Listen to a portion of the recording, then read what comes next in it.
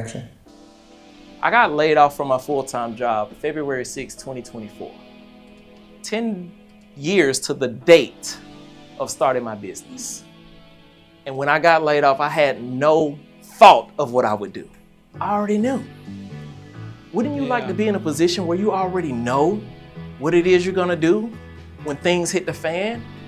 She talked about the 300,000 women being laid off. Imagine knowing what your direction is already. When I say made for more, I'm not talking about more money. I'm talking about more peace, more fulfillment, more joy. The world sees you this way, but when you put your own thoughts, your own traumas, your own limiting beliefs, your own, I don't know if I can do this, in front of it, it changes the color altogether. Perception is stronger than reality. So how you perceive yourself is going to drive everything that you do. So I want you guys to clear your mind as I get ready to give you these 5 points and close out on how you can build your personal brand in 2026. These are the non-negotiables. 2026 non-negotiables should be non-negotiables. Yet, sometimes we find ourselves negotiating with ourselves. We know we don't feel like doing the thing, but we do it anyway. We know we desire to grow in our career or our business, but we don't do the things necessary. And I'm saying we for a reason. You know, I'm that person that's like, I know I need to work on my physical health and go to the gym. You know, I'm going to start on Monday. You know how that goes. Well, I know how that goes. Why is that though? Why do we find ourselves desiring a thing, but not willing to do the thing necessary to get it? How can we change that? How can we circumvent these situations into our favor? How can we align things in a way where it works out, right? The thing that we want actually lines up with the actions that we take, and then we actually can accomplish that thing. Well, that's my hope tonight, and that's why I entitled tonight's call, One Move Can Change Everything. Well, that's not really the title, but that's the truth, right? One move will shape your momentum and push you towards the destiny that you laid out. And there's a way to go about it. The problem is most people get focused on the big picture and they lose sight on the small picture, the intimate moves, the things that are happening behind the scenes, the small pieces to the puzzle that don't necessarily show you the full picture, but they are an essential element in completing the design. So if you'll stay with me a little bit tonight, I'm going to walk you guys through some very practical steps on being able to take advantage of those things, because it can literally change everything that you have going on, whether it's in your business, in your marriage, in your finances, in your career even. I've experienced it myself. I know what it takes. And there are some very familiar stories that we're going to cover that also walk through this, right? So I know it's Super Bowl weekend. Well, not quite. This is the weekend for me. My weekend started yesterday. I don't know about y'all. And we got a repeat of, I believe, the Super Bowl from 2015 with the Patriots and the Seahawks. I don't know how many fans we got out there. If you could just put it in the chat and let me know. We're going to come back and check this on Sunday night to see who was right or who was wrong. Who do you guys have for the game? Is it the Seahawks? Is it the Patriots? I'm not even gonna talk about my team. We don't talk about Super Bowls in Atlanta. We just move right along, because, you know, there's no point in focusing on that, because we know a thing or two about momentum changing on one play. All right. I see a few chat comments about the Seahawks. Well, I don't know. We don't have many Patriot fans out here. I need to see it in the chat to truly understand if you guys are Patriots fans, because I know some fans come out the woodworks when they get to the Super Bowl, you know, but they're quiet all year. I'm not gonna go there. I'm just calling it out. It's just how it works. But the reason I brought the Super Bowl up is because whether you're a football fan or not, there are a lot of parallels to life when it comes to that game. And specifically with tonight's topic, with momentum changing on one play, it brings me back to that Super Bowl in 2015. Everybody knows about this famous play where the Seattle Seahawks are on the goal line. They have one of the best running backs in sports, but they don't give him the ball. It's 1 yard. They got to go 1 yard, and they don't give him the ball. They decide to throw the ball, and the ball is intercepted by the other team. Completely changed the entire course of that game. But there are some pieces that people don't pay attention to, and they line up perfectly with what you're doing in your business and your career, and I want to pull them out and talk about them tonight. Okay, so first and foremost, if you did not watch that game, let me just remind you, Seahawks were winning at that point. They had just made a very big pass. They're going down the field. All they have to do is score, and the game is essentially over. This is the biggest game in the world. It's 200 million people watching this game. And they're about to win. This will be Russell Wilson's second Super Bowl win, I think in as many years, if I'm not mistaken. And after the big pass play, they let Marshawn Lynch run the ball. It's like 50 seconds left on the clock. Now, if anybody doesn't understand what's happening right now, just know the Patriots on the sideline hoping for an opportunity to get the ball back, hoping to stop them from scoring, but all signs are pointing towards the momentum being on the Seattle Seahawks side. They hand Marshawn Lynch the ball. He runs it up the middle. He gets 4.5 yards or something like that. He's down on the 1 yard line. Now, typically in football, now this is for my ladies out here who don't pay attention to sports, for my guys who don't pay attention to sports, zone in with me right here. Typically in this particular position in football, especially at the end of the game, which it was, the team that's losing will call a timeout to try to save time on the clock so they can get the ball and then go down the field and score. But Bill Belichick, in his wisdom, I'm pretty sure some other people on the staff that helped him, organize this, did not call that timeout. I remember watching the game. I'm sitting there thinking to myself, what is going on? Why didn't he call a timeout? Like, it's the standard. This is what coaching is. We need to save time. But he didn't call a timeout. Pete Carroll and the Seattle Seahawks sideline is looking completely confused. They're like, and there's a time clock. They got to call another play within 20 seconds. It's like 24 seconds or something like that. But at this point, they're expecting a timeout. It didn't happen. They're like, what are we going to do? I don't know. Okay. So they rushed the play in, which happened to be the pass that was heard around the world. And Malcolm Butler, a nobody second string cornerback nobody had ever heard of, jumped in front of the pass, caught it, and it was an interception. New England got the ball, subsequently drove down the field, scored, and won the game. Now, here's why I'm bringing that up. Everybody concentrates on the big play.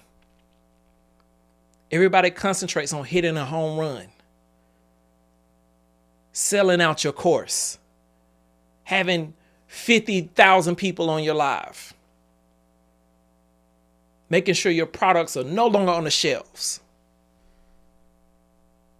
getting a 10% raise instead of a 3% raise.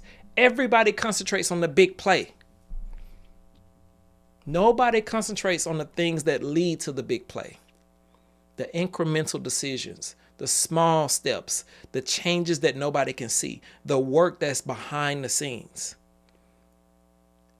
Bill Belichick being strategic and deciding not to call that timeout was a coaching decision that led to that interception. There's also a famous play from a practice that happened before that where Malcolm Butler got, crossed up and mixed up on the same type of play at a practice. And so in his mind, it's like, okay, I saw that play. I didn't do well. We're in the Super Bowl. I see the same play forming. Now I'm going to act differently. And see, most of us in business and in careers, we look at that practice play as failure.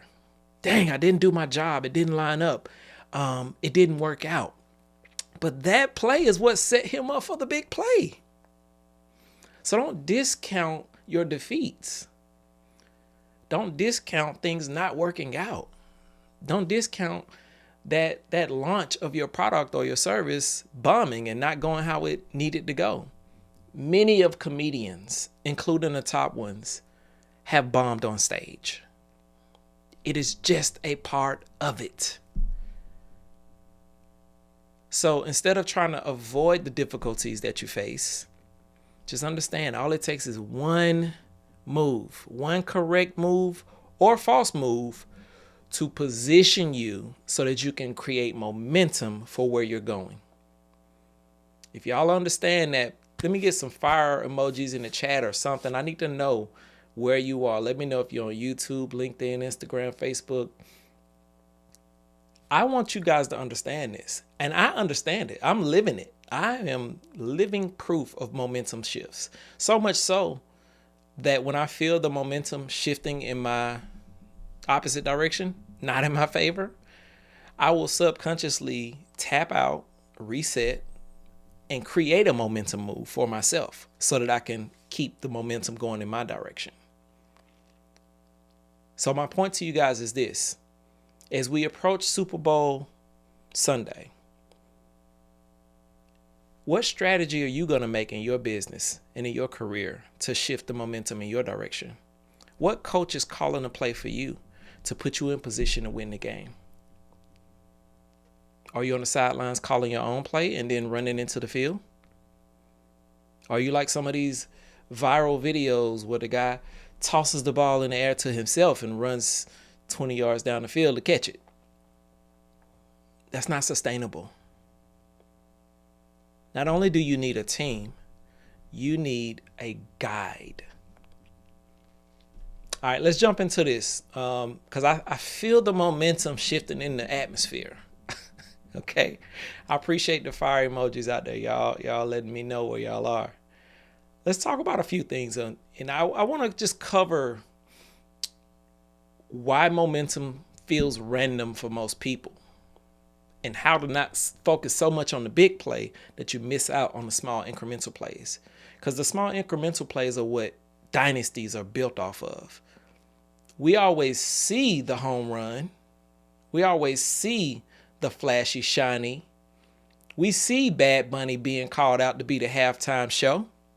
But we don't know what Bad Bunny was doing 3 years ago. Some of us don't.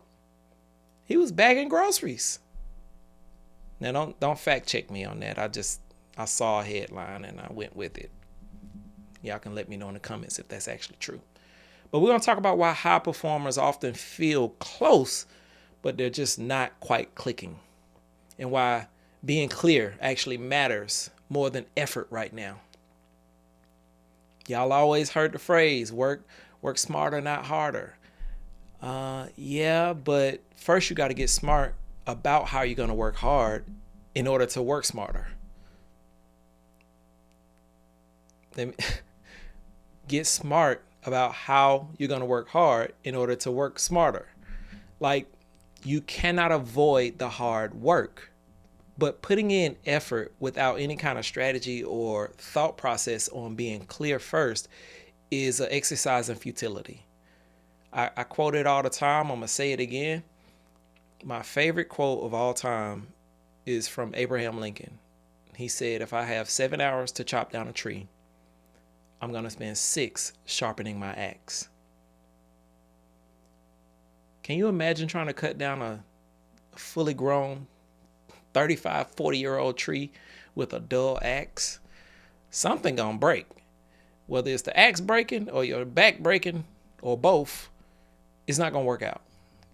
But people are too busy in a rush to try to get to the finish line. They see other people who have been running for 10 years doing it with ease and they go, oh, I should be on pace with that person. No, you shouldn't. You should be on pace with yourself. Where are you today? That's who you're competing against. And I don't even look at it as competition anymore. I look at it as the person that I want to be 10 years from now is requiring something of me today. So let's get to it, okay? I want to be very clear. Momentum does not come from luck. It comes from intention. I talked about going to the gym earlier. I don't have to like going to the gym. I just got to be intentional about it, and I'll get there. So for those of you who don't know, I'm a dad, and I think that it's my duty as a dad to tell dad jokes as often as possible. I know my children love them. They laugh so hard they don't even make a sound. They just sit there with a straight face because it's so funny. You know, it's amazing to me. But I love doing it. I think they need it. And so today, before I came down and do this live, I was like, I said, hey, we should see who can come up with the best dad joke. I mean, I'm a dad, so it's probably gonna be me, but I'll give you guys a run at it. And so my daughter came up with her joke. I don't think it was hers. I think she stole it. And then my son came up with his. Same story. Neither one of them were really funny. And I thought through it in the moment. I was like, okay, I'm going to make up a really good dad joke. All right. So I'm going to put this out on the web. If y'all hear this anywhere else, just know it was here first. All right. Y'all getting exclusive content right here. All the dads out there watching, don't take it. I'm telling you, it's not going to work for you the same way it worked for me. Okay. Here's the dad joke. How did Spider-Man find his wife? On the web. Yeah. Hold on, where my sound at? I got a little sound effect here. I'm going to play it. Hopefully y'all heard that. But here's the point. I was very intentional about coming up with that. I thought through it. I was strategically thinking like, okay, how can I come up with a super cool dad joke that might work, but it's logical, right? But these are what dad jokes are made of. My point to you is you have to be intentional about what you want. It doesn't matter if it lands or not. It doesn't matter if your clients laugh or if they like it. There's a viral video going out right now of like people laughing and faking it, and then they turn over and they're like looking like I'm not really laughing. You should check it out if you don't know about it. But my point to you is the end result is not the goal. It's a misconception. Losing 10 pounds is not the goal. Sorry to break it to you guys. It's being consistent with going to the gym. It's changing your diet. It's creating a new lifestyle. Those are the goals. We got to stop getting so caught up in metrics and what the data says. Sometimes it's just about showing up and doing the thing that you need to do for yourself. I'm approaching my brand anniversary, another phrase that I coined. It's my second full year in entrepreneurship. Yep, I appreciate that. Thank you guys so much. And in the process of getting to this place where I've been able to survive and thrive and do my thing as a full-time entrepreneur, just understand that comes with scrapes and wounds and scars.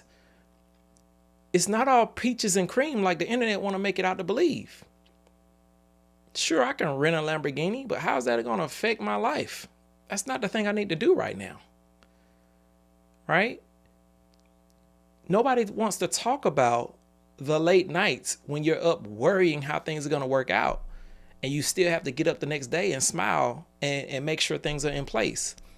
It's the same thing with corporate life. People feel like there's a safety net there or there's security there when it's really not. We see evidence of that all the time. So what am I getting at? You have to begin to create momentum for yourself. This is why I preach about your personal brand being the thing that you have to build. I talked to someone earlier today who said, and thank you guys, I appreciate the congratulations, all of the great cheers. I'm telling you, it's good stuff. So I'm gonna celebrate tomorrow hanging out with one of my best friends and listening to some good music. But I'm thankful to be in a place where I have the freedom to do that. Here's what I'm getting at though. The swing shift that you're looking for in your life is not going to happen on its own. And just because you put in effort doesn't guarantee that it's going to happen on your time. Continual effort creates the momentum necessary for you to break through. And that's the thing that people typically see. They don't see Elon spending 18 hours a day trying to figure out the code to build eBay so that he and his friends could sell it and make millions and then build the next company, and then wonder how he's going to keep Tesla alive because he started SpaceX at the same time and he's running out of money and he had to kind of decide between the two, but he didn't want to get up either one. Like, they don't see those pieces. They just see the richest man in the world. It doesn't happen like that. There's no such thing as overnight success. So put two and two together. What I'm telling you guys is based off of this Super Bowl story, and I'm hoping to have another story like that this Sunday.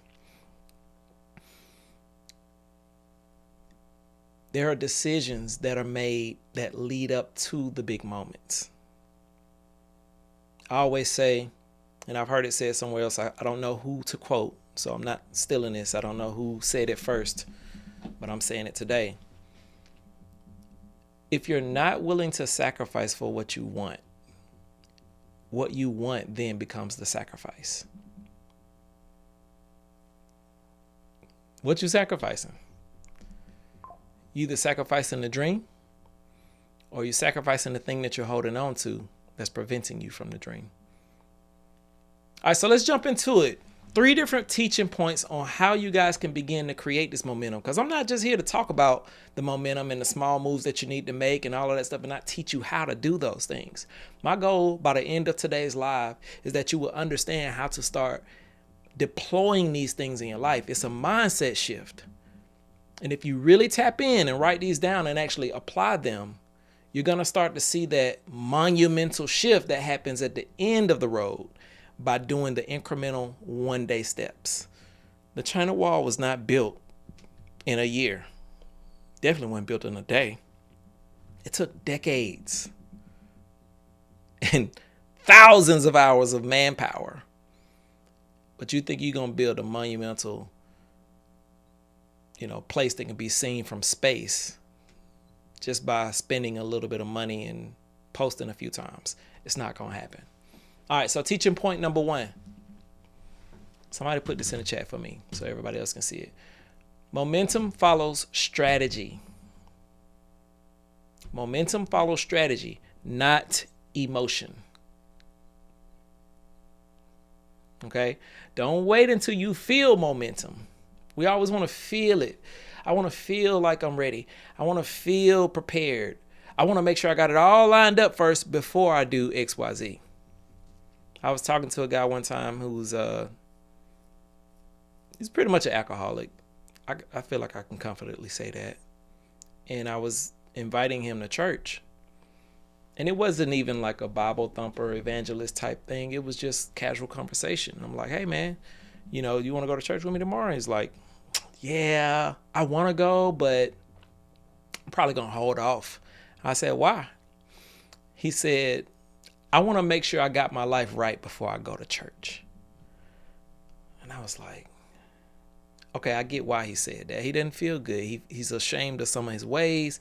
He knows he's not necessarily living that lifestyle. And I said to him, that's the whole point. You don't need to get your life together to come to church. You come to church to get your life together. You build the momentum based off of the desire to get somewhere, not the knowledge and the know-how of getting there. You build and start something because you want to see something accomplished, not because you have it all mapped out and you know exactly what to do. You got to start somewhere. When Bill Belichick didn't call that timeout, I feel very confident he didn't know how that was going to work out. He didn't know the interception was going to happen on the next play. He probably wasn't thinking about that. I don't know what he was thinking, to be honest, but I know he didn't know that play was going to happen just like that.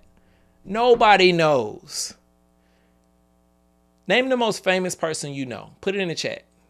Not know personally. I mean, like the most famous person you can think of. Like if you see this person tomorrow, you're going to be like starstruck. You ready to get a autograph or something. Just put the name in the chat. For me, The person that I can think of right now that would have me like that. Okay, I see Jesus in the chat. It's a good one. Starstruck indeed. I don't know. I don't know if Starstruck qualifies for Jesus. That'll be different. I see Oprah, Beyonce. That's all I see in the chat right now. Jesus, Oprah, and Beyonce. Those are some big names. I don't think I would be starstruck with Beyonce. I'm just telling the truth. Okay. And then I'm not knocking Beyonce. Okay. Beyonce is cool. But I wouldn't necessarily be starstruck. Oprah, for sure. I actually had an encounter with Oprah. It was, I forgot what year it was, but they were filming Selma here in Atlanta. And I was on set. And, I got Denzel in the chat as well. Okay. I would probably feel some kind of way with Denzel for sure. But I've been hearing some stuff and seeing some stuff, and I don't like some stuff. But Oprah. Okay. All right. So check it. I'm on set of the film Selma.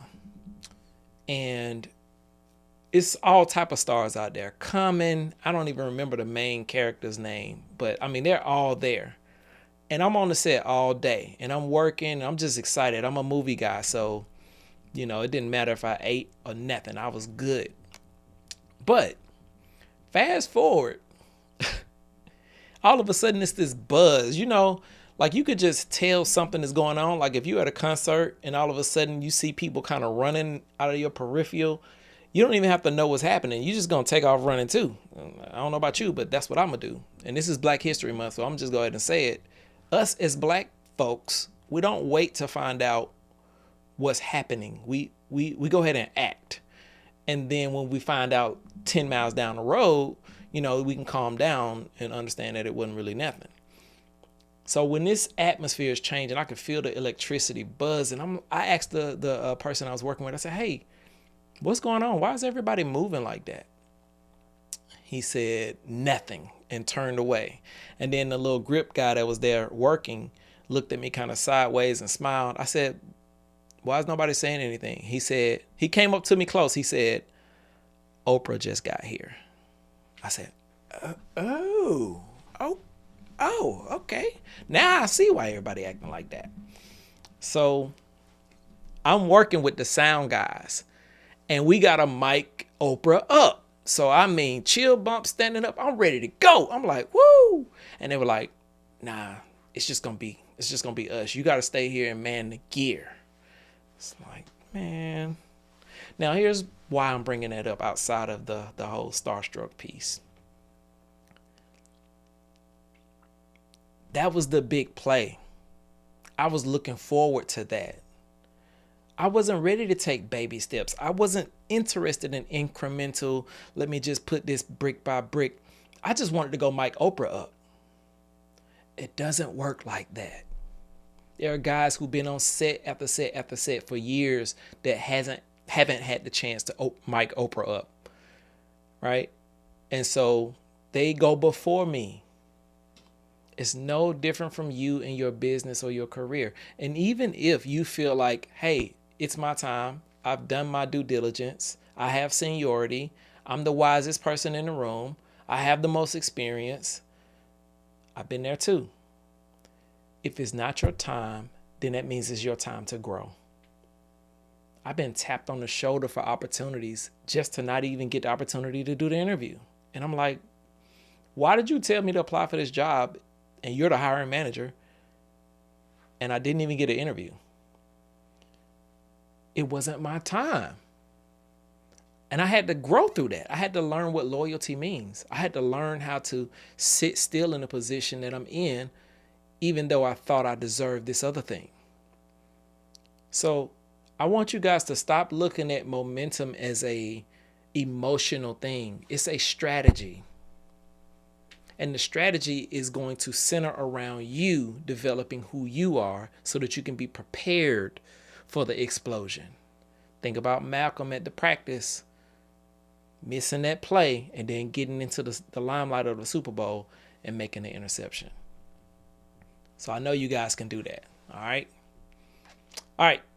This applies to careers, relationships, business, personal growth, it goes across the board. You have to be able to look at things from every angle. So don't just look at it like for the literal thing. Apply it to your life wherever it, fits. Teaching point number 2. The play before the play is what changes everything. I'm going to say that again. The play before the play is what changes everything. I talked about my brand anniversary coming up tomorrow. The play before the play of me being a full-time entrepreneur, I'll never forget it. It's actually a post about it on my Instagram. For all of my House of Brand mates, I'll share it in the community after this call. And for those of you who are not in the community, I'll give you the opportunity to join the community so you can take part. But I remember being burnt out.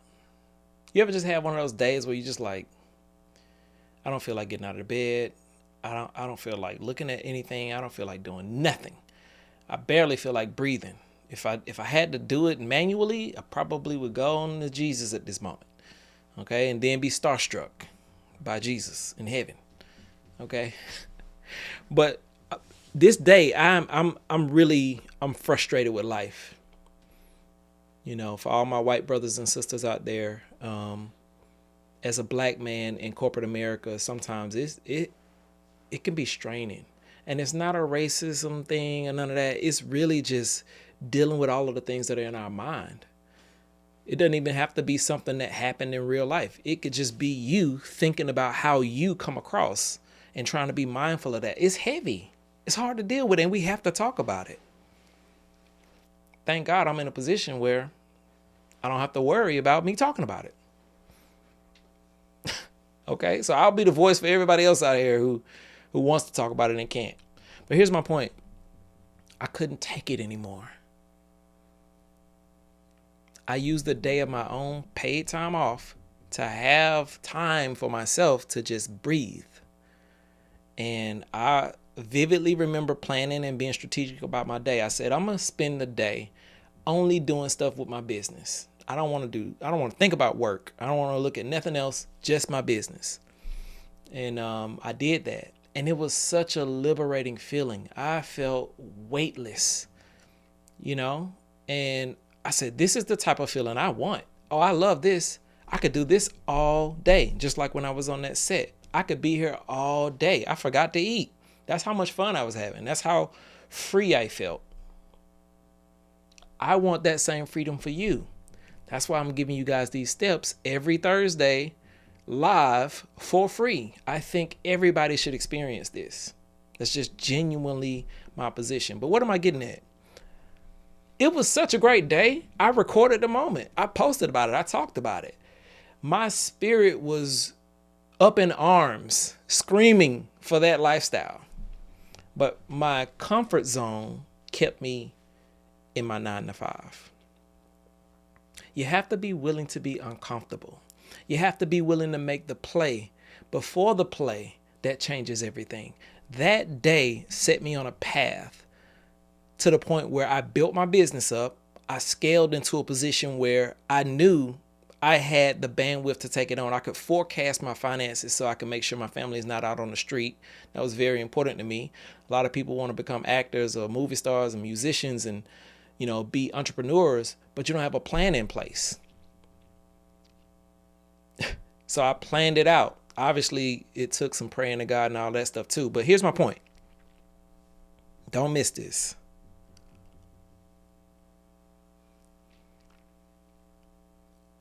That was the setup. That gave me the belief that it was possible. That let me know the feeling was there. Because we all have that feeling. We just don't typically address it.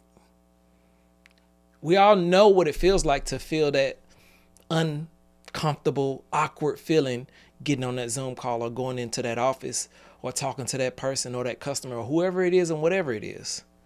We know that feeling. And we also know the opposite of it. We know what gives us joy. We know what gives us peace. We know what makes us feel great.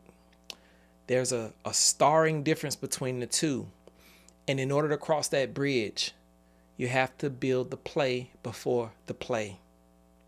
What does that look like, Rod? How do I do that? Well, I got a couple of ways to do it. It's too many to go through tonight. But if you want different results, stop focusing on the moment. Start focusing on what sets the moment up. Miking Oprah up was the setup. She actually had to film the thing, then they had to edit it, then they had to put it in the box office, then people had to pay. Like, it's a lot of stuff that goes into it that gets to that point. So stop trying to take the big leaps. Stop trying to score a touchdown on every play and just get a first down. You get 10 first downs, you're going to score. Think about that. You get 10 first downs. You might not even have to get that many. That is the max that you have to get for the most part. You are going to score a touchdown. Great things are done by a series of small things that are incremental brought together. Don't get caught up in the bored stuff. It's okay to be bored until you get to the fun stuff. All right, moving on to teaching point number 3. And this is the final teaching point before we close. Strategy is easier to sustain in the right environment. Strategy is easier to sustain in the right environment. This is why people lose good momentum after 1 week. Yeah, I'm going to the gym. I'm going to work out with Fit 404. Woo, I'm ready. Ebony got my stuff ready. I'm going. A week later, hey, Rod, where are you? I'm not going to be able to make it today. My dog lost its trading license on the stock market, and I got to make sure she gets it back. Like, things fade when they are not seasoned and prepared in the right environment. You could be the best farmer in the world. If all you got is concrete to plant seeds on, you're not going to do anything. And you could be the worst farmer in the world and be surrounded by great farmers with great soil, and you're going to figure that thing out. Who are you surrounded by? Are you surrounding yourself with people that are on the way where you're going? Are you being intentional about who you're tying yourself to? Are these people motivating you, pouring into your life, going out of their way to make sure you have what you need, helping out, offering a lifting hand, whether you're paying them or not? Sometimes momentum can be stalled just because you're trying to do it on your own. Don't wait, like the guy talked about, till you tackle alcoholism to go to church. It's going to be 40 years later. Hopefully not, but you get my point.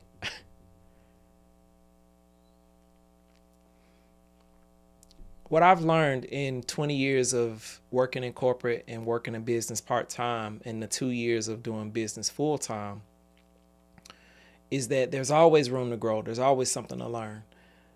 But you don't learn how to swim by sitting with your feet in the pool reading a book. Yeah, it says here that if I go underwater, I should hold my nose.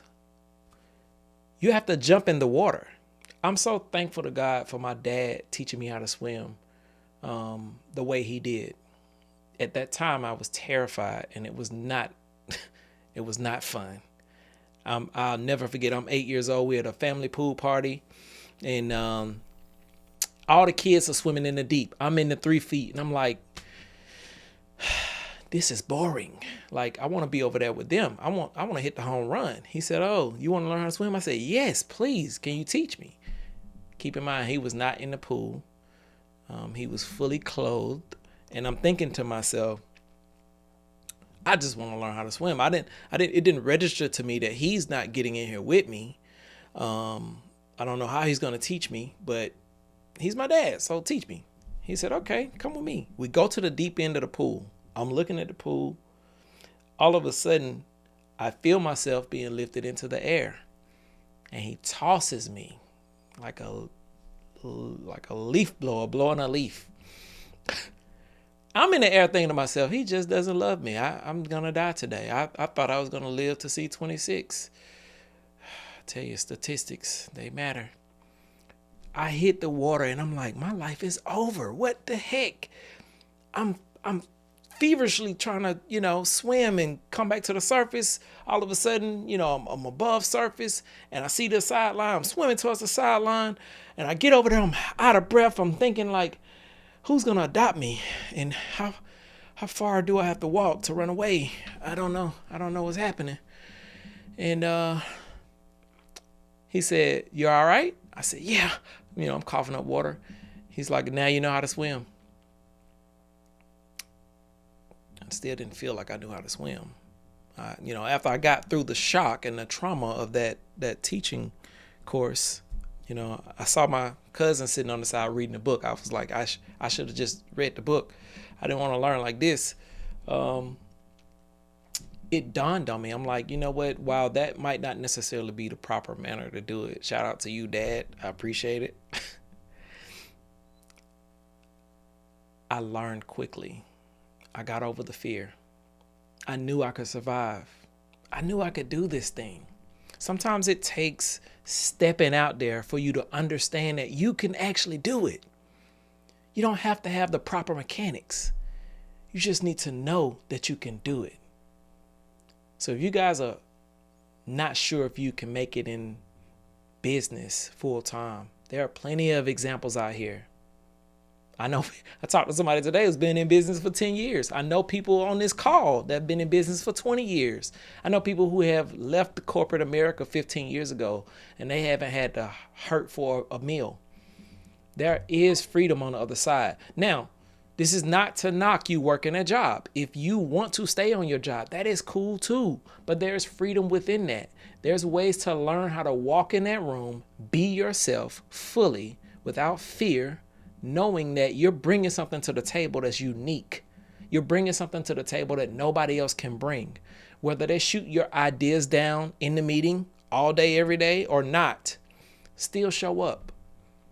Be the person that's on camera when nobody else is. Be the person that asks a very pertinent question at the end of the call to the person. When you say, "Hey, anybody got any questions?" and the room is silent, be that person that's ready to raise their hand.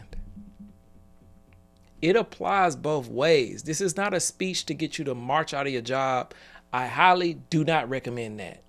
This is a speech to get you to march into your job, into your business, into your belonging, into your destiny. It's not going to be automatic though. You got to position yourself properly. And you're talking to somebody, or at least listening to somebody who's done that not only for himself, but for other people, other businesses, other conglomerates. My job before I left corporate America was to fly out, have dinner, talk to C-level suite execs, convince them to purchase software upwards of $400,000 to $1 million year over year. And some of them were frustrated because they purchased it, left it on the shelf, didn't use it for the whole year. Now here I am telling them they got to buy it again for the same price, even though they didn't use it the last time. That was my job. But it wasn't just them buying the software. It was their satisfaction with it. It was making sure they liked it. It was making sure they had what they needed so that they can succeed. That's why I was called a customer success manager. Now, if I have 10 years of experience doing that, trust me when I tell you I know how to make sure you have success in what you're doing. But that starts with building your personal brand. We're in an AI-infested age. There's nothing wrong with AI. Please take advantage of it. Learn how to use it. It can expedite a lot of things you got going on. However, don't lose your humanity in the process of learning how to use artificial intelligence. I always say, if you don't want your art to be labeled artificial, you have to make your art official. Develop you. Figure out who you are. What do you want? What do you want? Okay, so like I said, guys, growth does not happen in isolation. The stuff that I'm talking about tonight is the same type of stuff I teach in the community House of Brand. We have a monthly call. every third or second Thursday. I forget which one it is. It's coming up on the 19th. The title of that call is Swish. The idea is that your brand should be making shots for you before you even walk in the room. When your name gets called for that promotion or that raise or that new position, the person who's making the decision should go, oh, yeah, that's a good pick. Not, who was that again? Oh, yeah, nah. How do you position yourself in that way? Well, it doesn't happen overnight. It doesn't happen on one live call. It happens consistently over small steps repeatedly. So that's why we meet in the House of Brand day after day, learning from each other, sharing thoughts, being vulnerable, asking questions, growing. And it's better to do that with someone who knows what they're talking about. And then you're in a room full of other people who are doing the same thing that you're doing. They're trying to build something. They're trying to get to peace. They're trying to get to the freedom and the liberty of having the choice to say, I'm walking away from this job. My business is booming. Or, hey, you know what? I was in this position at my job and now look at me. I'm a manager. Or I went from this position to that. I went from this pay grade to this pay grade because my aura changed. All of us are uniquely made. My goal is to help you tap into that. So, without further ado, if you are interested in joining the House of Brand, stay tuned. It's going to be a quick little video for you to watch as we wrap up this live. Feel free to just shoot me a DM. Let me know your thoughts. Let me know how I can help you in your walk, because this is not a situation where I'm only doing it because I care about making money. No, making money is just a byproduct of me doing the thing that I was destined to do. I'm trying to help you to get to that place too. Rob Brinson, the brand strategist, signing out.